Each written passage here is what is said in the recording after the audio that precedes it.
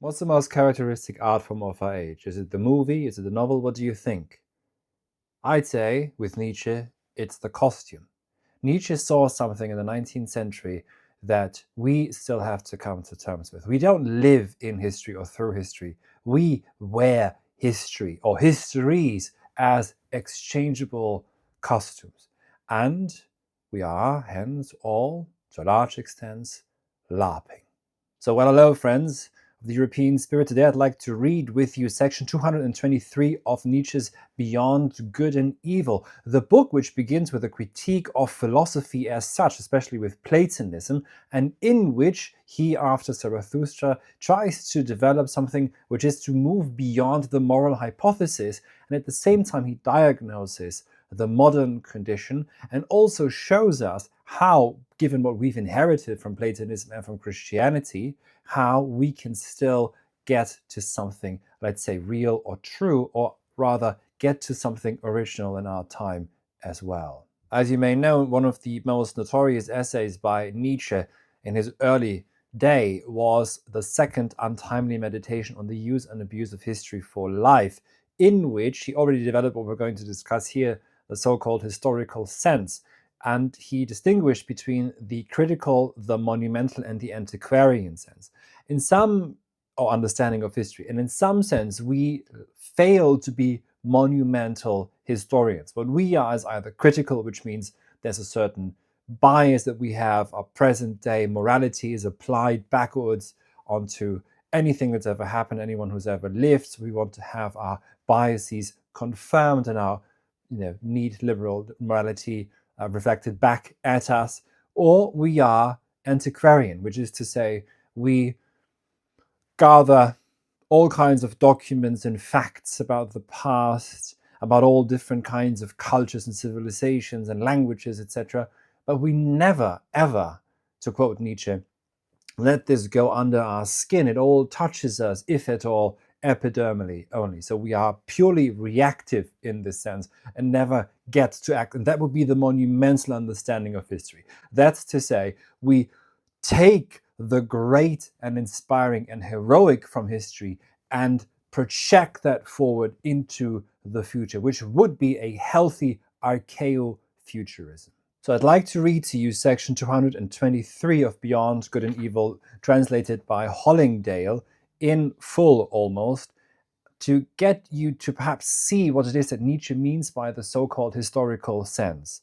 The historical sense, or the capacity for quickly guessing the order of rank of the valuations according to which a people, a society, a human being has lived, this historical sense, to which we Europeans lay claim as our specialty, has come to us in the train of the enchanting and mad semi-barbarism into which Europe has been plunged through the democratic mingling of classes and races.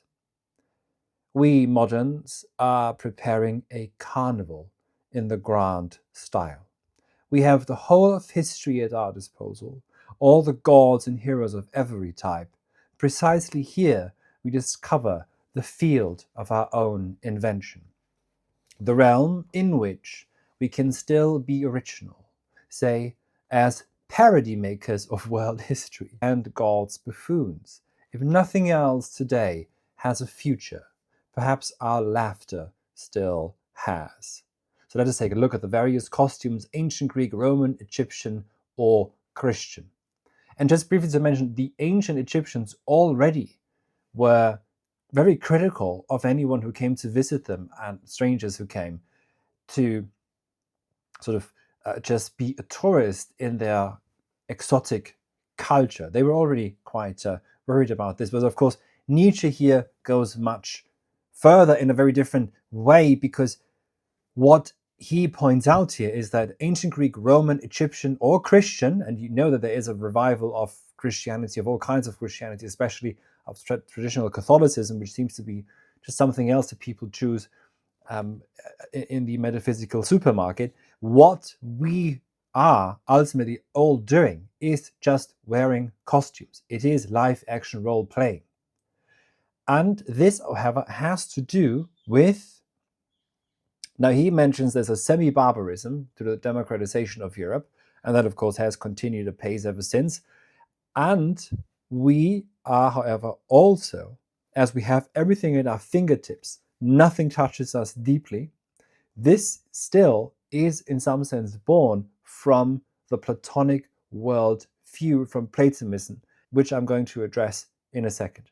We are God's buffoons. We are parodists of world history. If you think of the contemporary, current discussion of Nolan's The Odyssey, some people get angry with him or with Hollywood because they failed to accurately display or portray the Bronze Age. That is almost besides the point, because what is really at stake is, so it's not about whether we can have the right kinds of costumes. What we should rather see is that these kinds of movies, even if they're perfectly accurate as far as we can tell, would already be also just something of our historical sense, of our historical proclivity, which is to order everything neatly into a historical choreography, almost into a linear understanding of history, from which, if nothing great or new is born from, it is just turning us into, even if it's the greatest replication, let's say, of the Bronze Age, it would still be nothing but an antiquarian approach to history. What we require, rather, is the monumental understanding of history, which is to say we need to be able to project from history something great into the future. Without that, we are trapped, be it in critical or antiquarian ways of being with our history, or with not our history at all, but actually with just any costume that we might want to wear. So modernity is a carnival. And just to mention this briefly, Goethe's second Faust begins on, in the first act, a great carnival that Faust and Mephistopheles put on for the ever so bored emperor, and for which they use, or during which they introduce paper money as well, money that is then immediately used also for more carnival.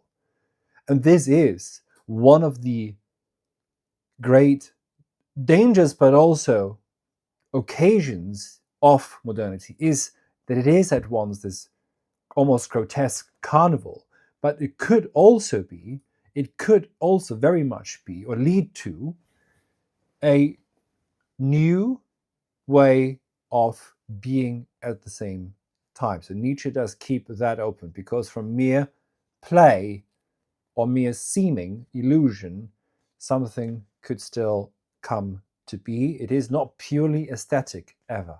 It is always also ontological. So let's contrast perhaps what it means to be modern with what it means to be just a Greek. Sometimes it's said of Goethe, and I would agree with this, that he succeeded in making himself a Greek, an ancient Greek, that he became a Greek. But if we consider an ancient Greek in his polis, there's no perspective that he takes. He is Greek, simply put.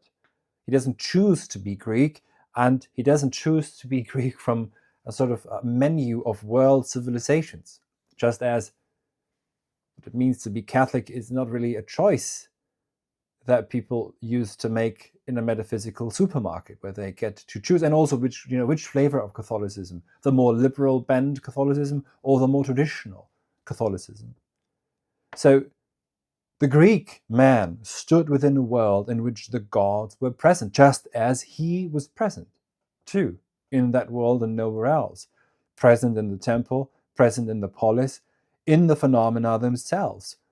Sort of the principle of individuation, if you like, the very shape by which the Greek was this man of this people, was given to him. He did not choose it or select it at random or arbitrarily. And hence, he could no more try on the valuations of Egypt than he could try on another man's death. What we are today, what we possess today, Nietzsche sees it with incredible precision, as he always is so capable of diagnosing our coming age. I mean, he speaks for future readers, is, of course, the tourist's gaze. The freedom to visit every temple and to take pictures in it, precisely because we are not at home in any of them. the gods don't speak to us. And I'd like to insist that this is not, of course, any sort of liberation or anything. There's rather a deep homelessness here that has learned to present itself as choice. We stand in the great echoing museums of all the ages. We photograph the statue and we walk on, having been moved by nothing. And if you think about, say Westminster Abbey in London now also has a Google Maps page where people at random get to evaluate Westminster Abbey. That should tell you something about what is going on. This is the kind of historical sense, it's not really historical, perhaps in the way of how you understand historical, but historical means an evaluation of something, and that gives it its pseudo-objective value. The modern man is a LARPing tourist.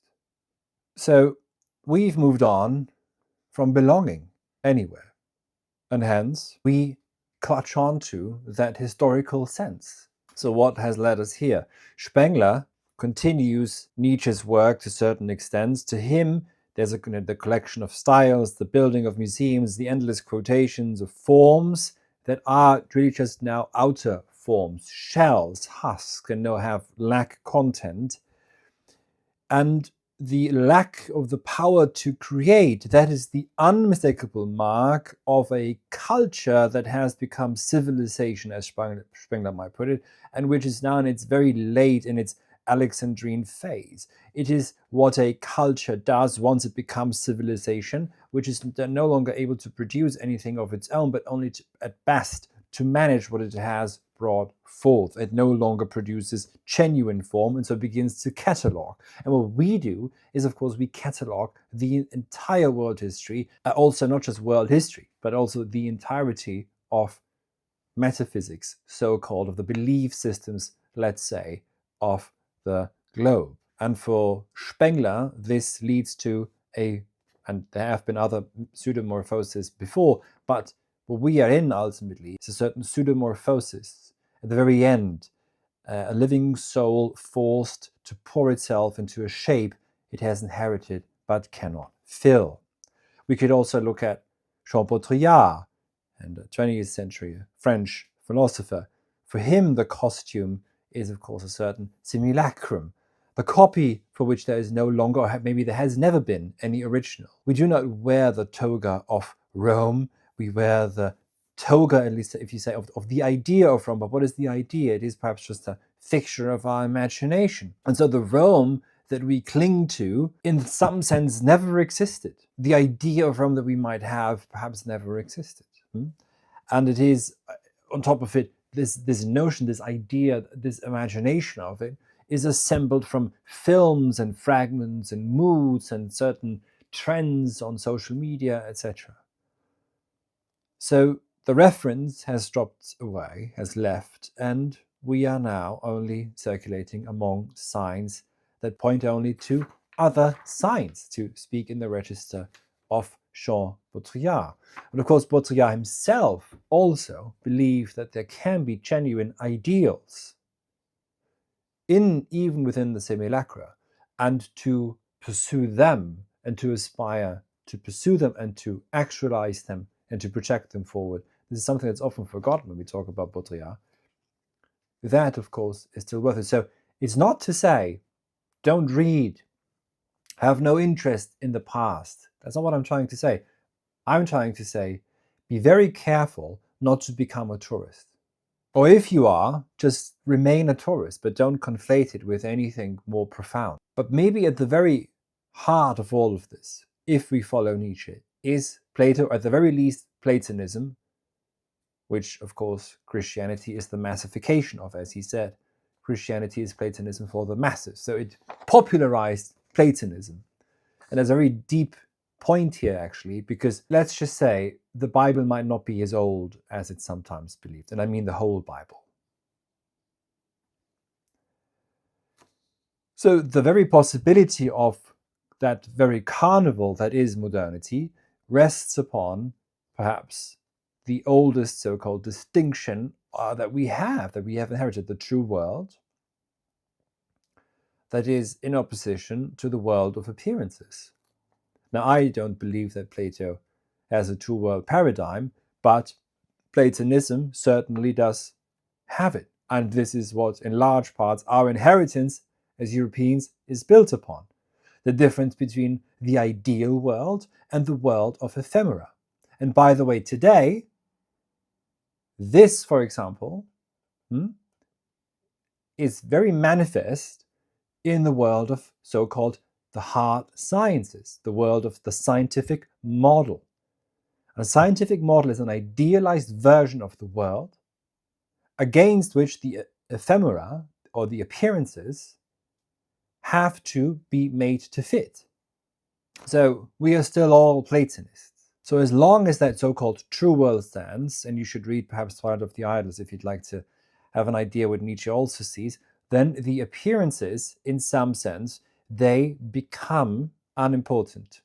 Or not unimportant, but they are inferior to the true world. We distrust the appearances. And once, though, the Platonic world disappears or the ideal world, the so-called true world, then the ephemera, the appearances, also become meaningless, are not bound by anything. Hence, of course, we turn to the scientific model as an anchor, because this is how we view the world. There's the true world and there are the appearances. The appearances must be bound to something that is eternally, timelessly true. That is the scientific model. Nietzsche sees, however, in this a great liberation. Once the Platonic world disappears, once the Christian God is dead, that might actually be a moment of liberation. So the very carnival that we witness, and this is also very much the story of Goethe's Faust Part 2, and I'll link to my course, and I'll also link to my Nietzsche course, and I'll also link to our new course on Egyptian cosmology, which is taught by Carla Berenice, will not allow for the tourist's gaze, as you shall see when you take a look at the enrollment page. So the carnival might actually yield some ideal that monumentally we might be able to project towards a greater future, if we so not just desire, but if we are capable of becoming monumental historical thinkers ourselves and actors, agents. So Nietzsche does not really sneer at the carnival. He sees it for what it is, part of the condition of modernity. And so, yes, we are God's buffoons, etc., but why not try and be God's buffoons for some time? There is, however, in it, just if you look at the quote again, this might be, and this I don't think is just mere irony. He says, if nothing else today has a future, perhaps our laughter still has, and hence also that from this we might still, in this realm of our invention, we too can still be original. Now, we could say that this is just an ironic remark, that we might just be original in terms of who gets to be the best parodist and who gets to be the best wearer or of costumes, who makes the best costumes, but I think there's something else going on as well. That's there. I think that's there, and there's a danger to that. But when everything is available and everything becomes flattened, then at the same time, in this flatness, a few things will inevitably begin to stand out. And so from this very standing out, that's where the projections might begin. And why not find those ideals in history and be, again, monumental? And in that sense, be original in the sense of being able to address or approach, or rather draw, I should say, from the source. As you might know, the very word person means masks, persona means mask. What Nietzsche asks us to be is to become a conscious, deliberate, sovereign artist of one's own masks, and hence to take up the whole of history, all the gods and heroes, and to wear them not in confusion, but in mastery, in some sense as a great parodist, one who knows exactly what he is doing, and does it with the fullness of strength, however. Because in some sense, sometimes, illusion, which also comes from ludere, to play, can become very real. Just think of it in this way. Let's say you are an actor or an actress, and for a few months on stage you have to pretend to be in love with someone. It might just be that through this very pretending, through this pretend play, you actually do fall in love with that other person, that other mask. But of course, for Nietzsche, one would have to be in full control of one's masks. That is the point.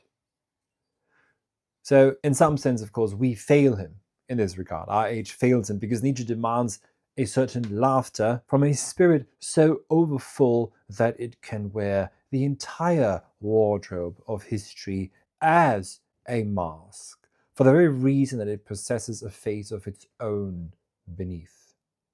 What our age has manufactured, of course, instead, is an inversion of it, simulacra upon simulacra, not the mask worn over a face, but the mask worn over nothing at all. And this is what Baudrillard sees. We are not artists of costumes, we are mannequins, mere models, if you like, which might explain why the certain popularity of some homunculi out there who are looksmaxing, whatever the kids call it.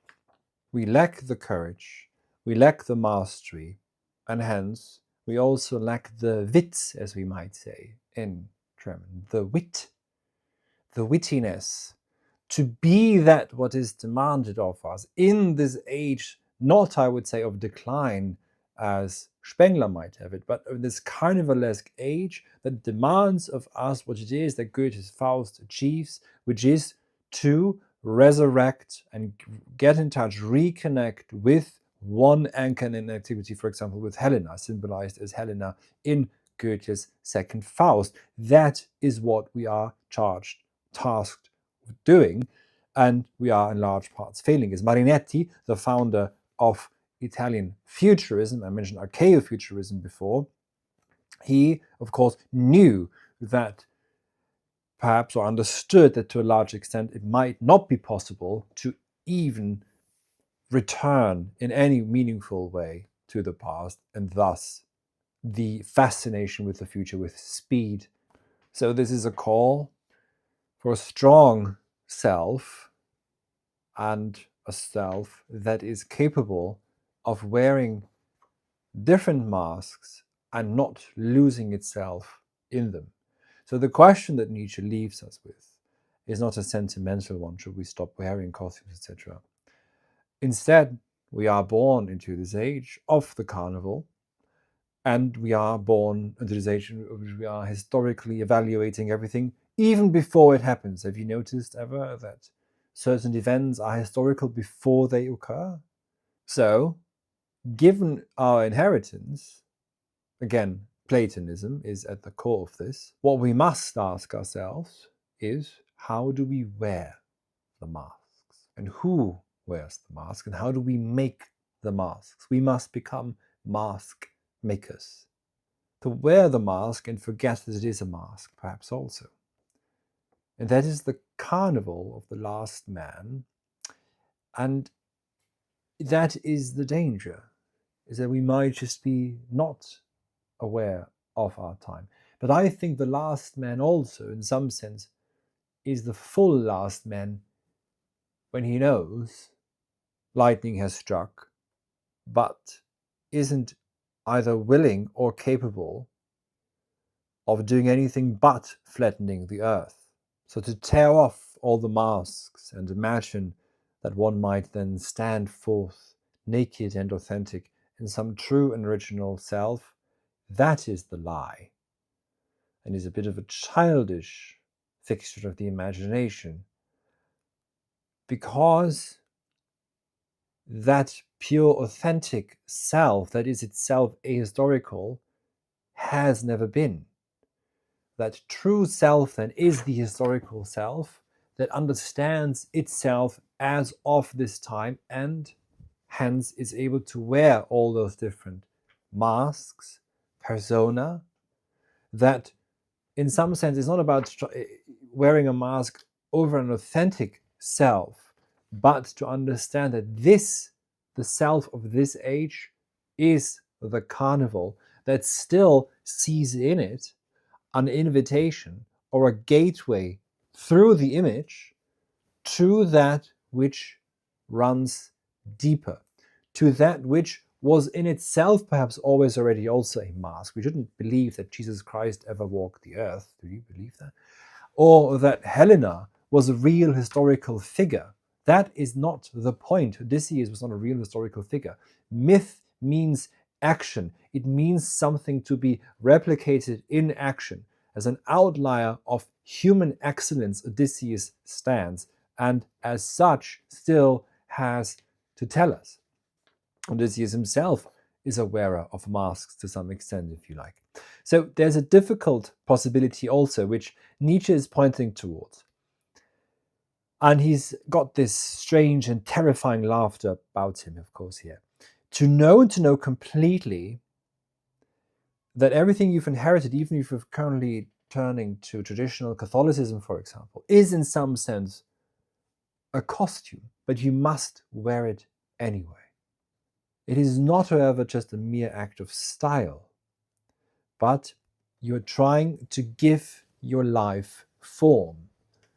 And the great danger, of course, is that because we get to choose, apparently, that we might just choose something and get rid of it the next day.